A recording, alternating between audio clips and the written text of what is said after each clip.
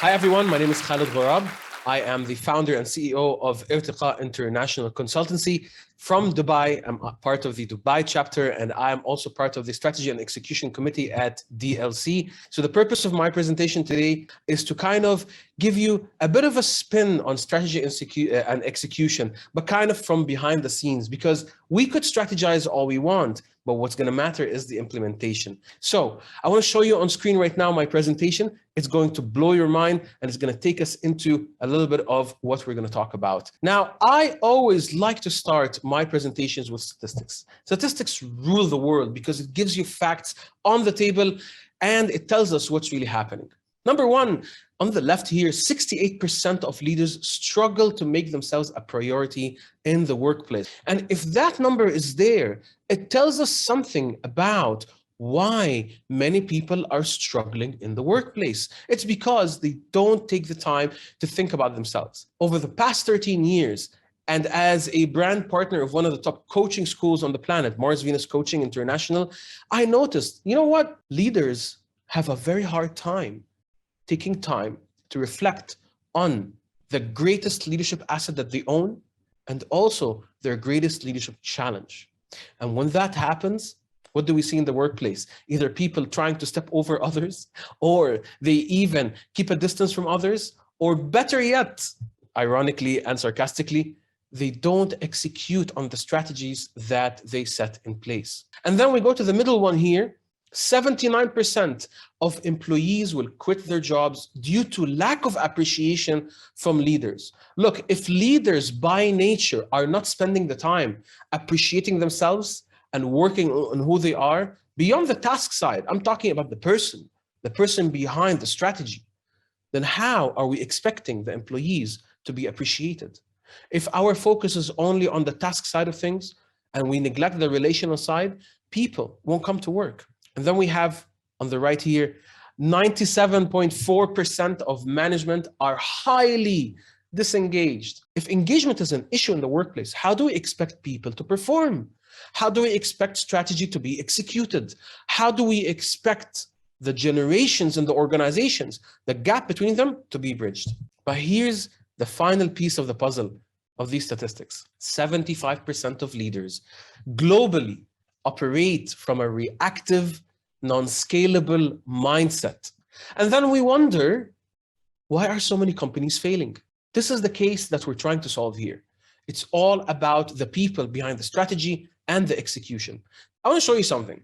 Most people that come and talk about strategy and execution seem to forget that there is an internal operating system problem when it comes to people. It's not necessarily the consulting model we're dealing with. It's not the strategy in place. It's not the plan. It's the person that is going to take this on and run with it.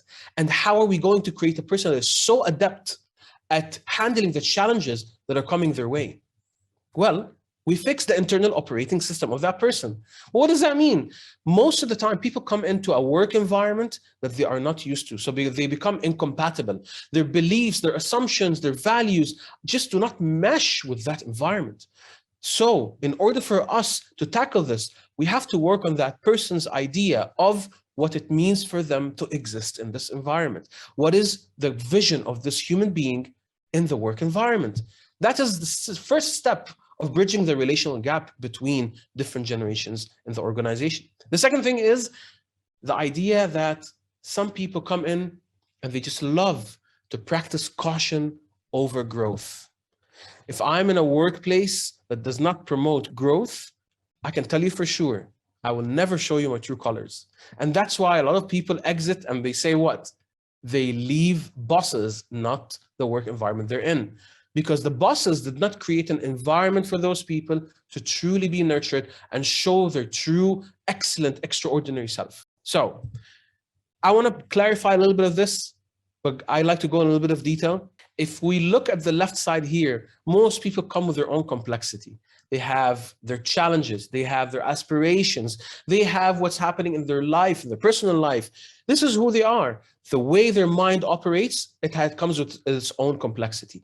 This is where they're operating from. This is where their current version of the operating system is. But then they come in and we tell them, this is where you need to go. And this is the far right, complexity of the world. We're trying to take the company there. We're trying to get our next round of funding. We're trying to grow the company exponentially this much. We're trying to hire this much of people, all that kind of stuff. This is where they need to be. But then complexities increase over time. And the gap between where you're operating from and where you're going is a developmental gap. This is where upskilling takes place. One of the passions I have is to upskill people to be able to handle the challenges coming their way. And one of the challenges they face is the gap they have between different generations. We have different generations in the workplace, Gen Z, Gen X, we have so many names for them today, but they have their own motives, their own complexities for us to deal with. So then we have the question that says, well, Khaled, so what? Well, okay, we have a gap. We can close it. We can do some training. I tell you, well, the idea here is it's not about the training. It's not about that there's a gap. It's about the consequences that if we don't take action today, what it's going to do to the strategies we put in place and the way we're going to implement it into the future. This is alarming for me. In my 13 years of coaching leaders and CEOs, I noticed that if we don't close those gaps, number one thing happens is people's potential drops. We start to notice talent pipeline leaks. People stop showing up to work. People stop delivering on results. Teams don't perform properly. Managers don't know how to manage everything in place. KPIs are loose. We have that leak happening and nobody is doing anything about it. Number two, alignment. Look, if we are in an environment, we are practicing agreement all the time, we're being too polite, too nice, what are we doing? Agreement will not serve us on the long term. This is one of the things that it's a reactive tendency for us to be polite with one another. We're like, yeah, it's okay. Yes, sir. And nod our heads and nothing gets done. But it's not promoting growth. And when that happens, eventually we stop really, truly aligning on the same vision and mission of our organization. But then we get to the bottom of it. And what happens? We lose meaning. See, from positive psychology, meaning is one of the most important things for anybody to perform the way we want them to perform in our organization. They come in at work, and back in the day, and when I say back in the day, 2 years ago, before COVID hit, people drove to work, and then they would sit in the car, probably flick through Instagram, and they're just dreading the moment they walk in to their office. That is a person who lacks meaning. That is a person who's disengaged from the environment that they're in. So, what does that do? Eventually, we don't get people who practice creation. We get people who are great at following orders and don't present solutions. And when that happens, what are we doing? We're creating excellent soldiers, but they never get promoted to become generals. They don't strategize. They don't think forward. What's more important for me to create a pipeline of leaders who can strategize with me, or people who keep saying yes to me and never really grow with the organization? But last but not least, we don't retain that talent. That talent now, especially in this day and age, are revolting against the kind of work that we want to do in the company. And they say, brand loyalty, I don't think I'm behind the vision. You ask them, what do you think of the vision? They go like, it's great, but it's just a piece of paper hanging on their cubicle or on their wall. Do we want that? No. So I guess here we're trying to answer something very important. If this is the consequence of what's happening because we don't bridge the relationship and the leadership gaps between generations in our companies and even outside in the market, what are we going to do about it? I'm a firm believer that the way we change people has changed. Because back then, it was all about, let me change some person today, and then they're going to execute on some the skills that they learned, and they're going to produce certain tasks, and then we get a result and we're fine. Right now, no, people want transformation. They want something that is tailor-made for them, that transforms their mindset and who they are in the workplace. What kind of identity do they bring? And can I change that identity in a way that over 3, 6 months, 9 months, 12, 24 months, see a completely different person or no? And that aids us in making sure that there's a communication line between generations. Because when I'm growing and I grow people with me, I get to know them and they get to know me better. Number two, we don't want management the way it used to be anymore. Leadership, as much as the term is overused, but it truly is a unique set of skills that we have to bring to the table, especially to different generations, because every generation wants to be led differently. And leadership allows us to have the awareness, the acuity to be able to speak to them in a way that makes them want to do something that matters to them and eventually matters to all of us. Lastly, culture over family. I don't know about you, but the word family in companies is being used a lot. And I can tell you for sure that a family is so different than the people that you see at work. Because if the company falls and we all fall, that's not a family. That's a culture. We need to build each other up together. Because when a company falls, people what? Leave. People don't leave families. So what we're trying to do right now is shift the narrative from, are we a family or are we a culture? And culture is built upon values. Values drive behavior. Behavior drives vision. Vision drives all the strategies and execution that we're trying to put in place. Okay, let me shine a light on something here. If we're going to answer the question how, we need to know the method. Back then, we'd spend so many hours trying to train somebody to do something. And it would be a one-time kind of training to get them to think differently and maybe do differently.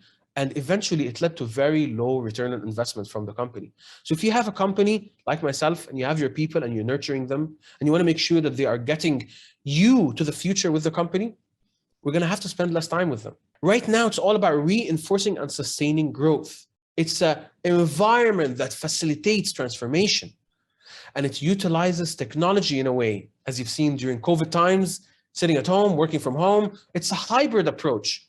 But most importantly, it's so immersive that people walk out of it from adequate hours of training, a completely different human being. So this is one of my favorite photos that kind of puts together what we're trying to do.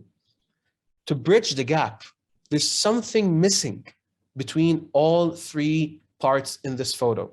What is that? It's this, a window. What does a window have to do with generations? I'll tell you. Every generation leading another generation has a philosophy around what leadership is. They have a way of seeing how the other generation should be. I'm here to tell you there's a universal way of looking at leadership that will simplify what bridging the gap between generations looks like. I like to look at leadership as, if you're a leader, you are a clear window for people to see through you a possibility of something they want to be part of. And most of the time, we meet leaders that are either not so clear or don't know what the possibility is. So the idea now is, if I'm going to point somewhere, it better be clear. I want to share with you an interesting story. One of my mentors told me about it, and I found that to be so inspiring. I share it on stage to all the companies that I coach, and I tell them, there was a point in time in Denmark where they hired a Danish cyclist. But this cyclist was so known for his leadership qualities. They invited him by the CEO, to inspire the executive team and the leadership team and to make sure that everybody's aligned on a vision and all that kind of stuff. So he said, if you're going to come, you better bring something that is mind-blowing. This cyclist came and he said, I want everybody to bring in their cycling clothes, as well as we're going to hire or rent bicycles for everybody. They all dressed up and he's like, guys, just follow me. They all got on the bike and they started cycling. It was a beautiful morning and the breeze is on the faces of everybody. About 10 minutes in, the CEO kind of catches up to the guy and asks him, where are we going? He said, just follow me. Isn't this place wonderful? And then they said, okay. After 20 minutes, another executive comes up and he goes, where are we going? He said, just look at the mountains, look at the greenery, look at all this. Just trust me, follow me. And eventually started many people to actually eventually don't want to be part of this anymore. They started to drop out. And then the CEO just sped up and told him, stop. This is not going to work. You either tell us right now where we're going or this is not happening. He said, well, how about we return back to our premises? And they eventually do. Everybody's panting, everybody's tired and coughing. And they said, what was that about? And he said, this is exactly what many of you do to your employees. Wow. That is the gap we're talking about. If we're unable to close that gap, this is the impact it has on people. But because we think that what's in our mind, people are going to eventually see, doesn't work like that anymore. Generations think differently. So this is something that I do over time with people to close the generational gaps and create people that are capable of taking on that legacy from one generation to one generation to one generation. If you look down there, we have one phase, it's called unlock. We have to identify the culture strengths that are happening right now. Collectively, what are we great at? The different generations in place, what are we really good at? And then how do we activate high achievement competencies once we find out those strengths? And then after that, we answer the question, how do we create a pipeline of leaders based on those high achievement competencies and those collective strengths? Once we have that, we've unlocked the people's ability to respond to change. Then we get into amplify. This is all about helping them clarify and align the purpose to value. I call it the P2V. If the purpose of our organization, our core focus, is not resonant with everybody, it's not going to reflect well on the market, no matter what strategy we have in place and the way it's being executed. The final part of amplify is, how do we actually amplify our strengths? Once I find out what I'm good at, what makes me extraordinary, what makes me amazing, how do I dial that up and make sure that I'm using it over and over again? But the final part is my favorite part. It's called transform. Because once we clarify the purpose and the value and the strengths, sometimes stuff happens along the way. And this is where you fix talent pipeline leaks. This is the bad programming that people bring with them from different organizations over and over again. Because there are organizations that truly don't take good care of people. We need to make sure that we kind of, if I could say, erase that programming and add new programming that matches their desires with the organizational goals and direction. Then we go into bulletproofing their mindset. Ever heard of the term immunity to change? I highly encourage people to look this up. And this was coined by a Harvard professor called Bob Keegan. And then he created a book called Immunity to Change. Did you know that we have conflicting commitments? Conflicting. Sometimes we want to create something, we want to design a product or a service, put it out there into the market, and we're committed on making that happen. But deep down inside, we have a conflicting commitment that gets in the way of the results. When you bulletproof somebody's mindset, you remove that immunity for them to adapt to the changes in the market and to effectively innovate over time. And last but not least, we have to learn how to unleash individual and collective potential. This is the whole process in place. Generations that are capable of strategizing and growing with one another and adding value to the market like never ever before. Now people come in and they associate positivity to what they're producing. And because of that, they start to achieve more, and you will see in the workplace, creativity over activity. The biggest issue I find is that a lot of managers today and a lot of leaders expect activity. No, we want people to think. We want them to think for themselves and to produce quality, innovative results. Because of that, innovation starts to take shape.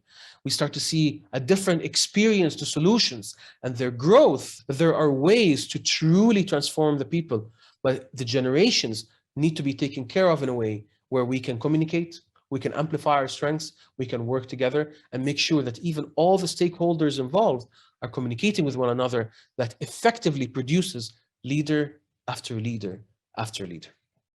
I hope you enjoyed our time together. This has been my time. This is Khaled Ghorab once again. Thank you for watching this video, and I'll see you soon.